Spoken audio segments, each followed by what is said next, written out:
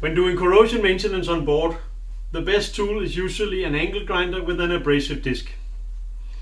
It will not always fit into tight corners and drain holes and pipes. There we can use a straight grinder with a grinding burr. I find a carbide burr with a cylindric head works the best. You can also use a stone burr, but I find that they wear down rather quickly. The straight grinder can also be a very efficient tool when repairing pitchings in cargo tanks or other areas.